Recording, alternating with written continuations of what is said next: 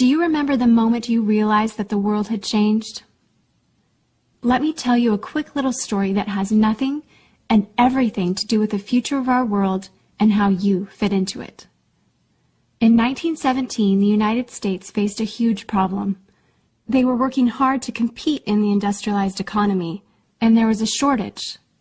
Not a shortage of oil or coal or other natural resources, a shortage of people, specifically obedient factory workers.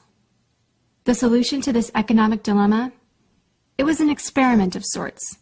It hadn't been done before, until someone thought of it. Mandatory public school. Unfortunately, the initial purpose of the United States public school system was not to inspire children or generate scholars. And it wasn't created for dreamers, people who color outside the lines, break the rules, and challenge the status quo. The public school system of the early 1900s was invented to create a nation full of adults who would obediently do their jobs in the factory assembly lines. Teaching kids to sit in straight rows and scheduling the entire day with the ringing of bells wasn't by chance. Punishing those who didn't conform was purposeful. These were the skills they would need to join the labor force. Intentional or not, this early method of turning dreamers into workers was an investment in the nation's economic future. And it worked. This then led to several generations of productive, fully employed workers. But it isn't working anymore. Why? Our economy has changed. We don't live in an industrialized economy anymore. We live in a connected economy. Right now, there are more users on Facebook than there were people on the planet 200 years ago. Technology has made it possible for us to connect with people, ideas, and information from anywhere in the world instantaneously. And as a result, our economies have expanded from localized towns and communities to the entire world. We have globalized trade in nearly every way. In the past, the obedient, do-what-you're-told without question people were rewarded for working hard and putting their dreams aside in order to toe the line. They were given well-paying jobs that led to long-term careers. They were guaranteed pensions, benefits, and the promise that they would always be taken care of. And they were. But that promise is gone for most of us today. Even if you have a white-collar job, the majority of white-collar workers are still working in a factory. Instead of operating a sewing machine or welding a widget, they now push pencils, type on keyboards, or process paperwork. It's still factory work because the entire focus of the day is spent on increasing productivity, which leaves little room for creativity, spontaneity, or individuality. The educated, hard-working masses are still doing what they're told, but they're no longer getting what they deserve.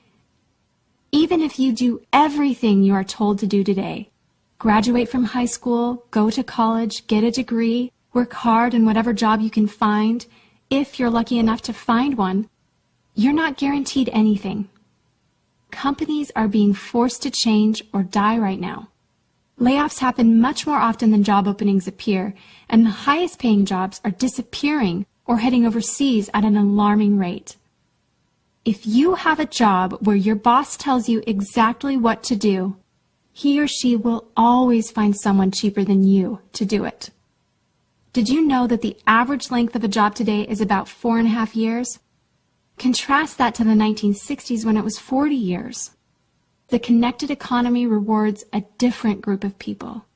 It rewards the people who see things differently, who don't conform, people who have ideas that no one else has, people who are willing to work hard but know that the old way of doing things is broken.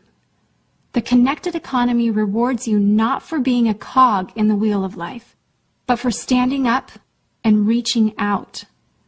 The connected economy rewards the connectors.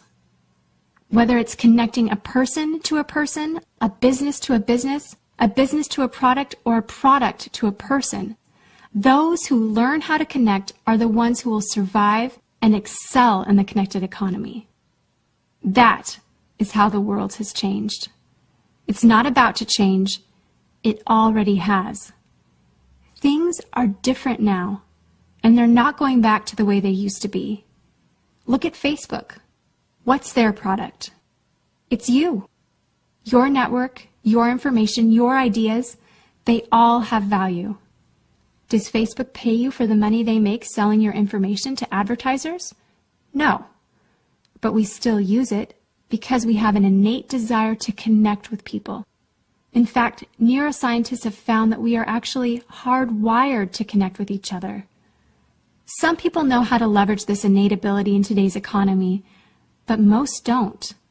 And because they don't know how to do it, most of them are paralyzed with fear, resisting the shift, despite clear indications telling them it's time to change.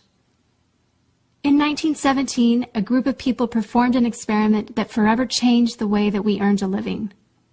The world today is facing another huge problem. We're facing a shortage of our own. Not a shortage of factory workers or consumers. The world has enough of those. We have a shortage today of dreamers and connectors. And so, we're holding our own little experiment. And you happen to be the subject of it. This 8-minute presentation was specifically designed to seek out and find the connectors around us. Those who recognize that we are on the brink of the next economic revolution, who are ready to thrive in the connected economy, and who are searching for the best way to do it. The internet and technology are rapidly changing the way that we do everything today, including how we make a living. It's not too late to embrace the change and find a way to make yourself relevant and profitable in our brave new world. And that's why we've invited you here today. We've created something that rewards you for connecting. It pays you for bringing people together behind a cause, product, or idea. And we have systematized it and made it so that you can do it from anywhere with anyone at any time. If you are passionate about helping people, if you are passionate about changing lives, if you want to position yourself to be a capitalizing force within the connected revolution instead of just a bystander, let's start now. Do you remember the moment you realized that the world had changed?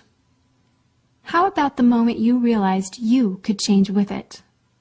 Are you ready for the details?